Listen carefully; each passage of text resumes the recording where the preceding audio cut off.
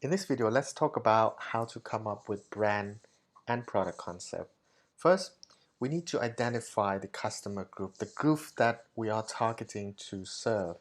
For example, it could be students, it could be the employees with the age range from 25 to 35, or any demographics that we like to target. So we need to narrow it down to have the customer group that we are specifically targeting. And second is we need to think of unmet needs, or we need to think of the value proposition that customer will need or they might need in the future. We need to make sure that we have it in the first place because it's very important to differentiate from other competitors or differentiate from other restaurants. And if we don't have clear value proposition, it's very unlikely that we will be successful in business. And number three, of course, we need to create the name, design, the story, the ambience that represents kind of brand that we are building and the kind of restaurants that we are bringing to the customers. So when we think about these things, we have to think about something that will be attractive to the customer so that once they get to know the brand, they will remember it and they will likely come back for the product and services that you offer. And number four, and of course, we have to brainstorm how and what to communicate to build the brand identity, because it's not just like building or doing everything on our own.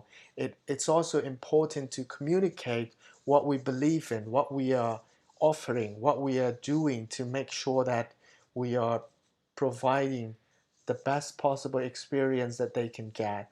So we need to communicate to the customers, and the way they perceive the brand will be based on how we communicate it, how we associate our brand with what we believe in. We can have the best possible value propositions, we can have the best logo, we can have everything. But if we are not able to communicate to the customer, then it's very unlikely that they will get to know us, especially other hundreds and hundreds of brands are getting their attention. So it's very important to communicate to the customer in the right ways. So why branding is important? So let's have a look at these two coffee. You are paying $5 for the Starbucks coffee.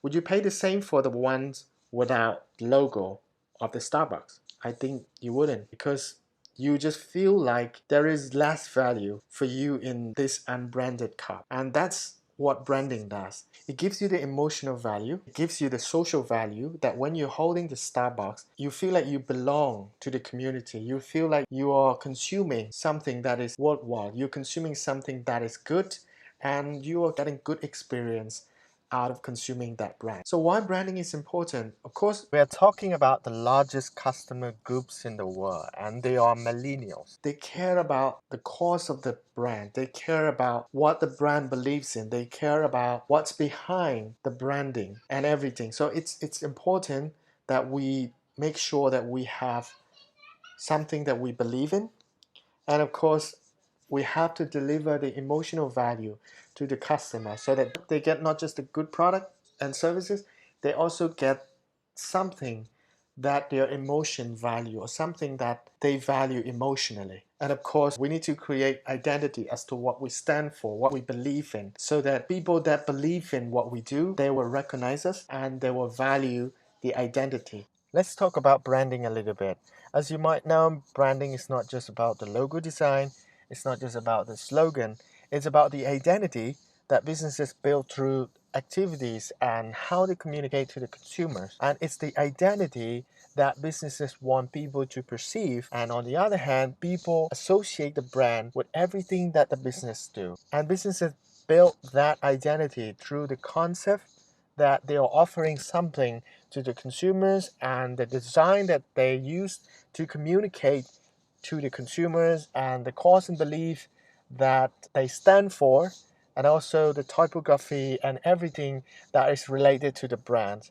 And of course, very important, the product and services that they offer to the consumers, and the campaign corporate social responsibility that they undertake to maintain their cause and belief for that particular brand. It's the identity that are built on every single thing that the businesses do.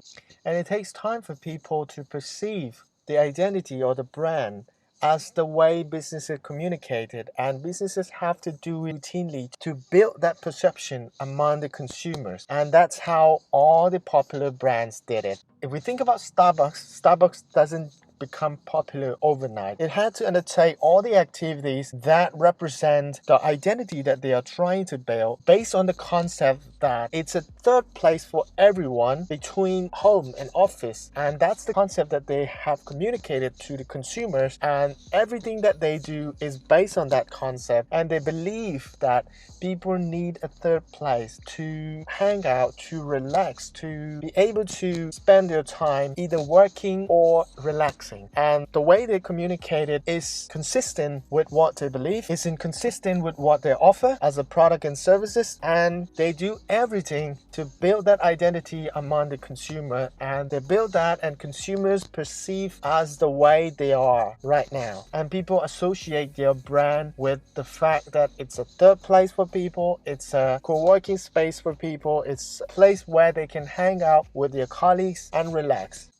And they made it very clear from the beginning that they are offering something that nobody has ever offered to the consumers that needs the space between home and office. And they created the third place, and they offer the coffee, great customer experience, great customer service to create the great experience that's based on the culture. They make people feel belonging to the community, and they make people feel great at the coffee store. And if you really think about it, it's not just about the coffee, it's not just about the ambience, and it's about everything that Starbucks do that builds identity among the consumers, and people associate Starbucks as a third place for them, the place that they can get a good coffee, and the place that they can get a very good customer services, and the place that they can hang out with their colleagues, their friends, family members, or even the place that they can work instead of office. That's why Starbucks becomes very successful, and Starbucks shows the importance of building brand and the importance of taking every single action based on the value, based on the identity that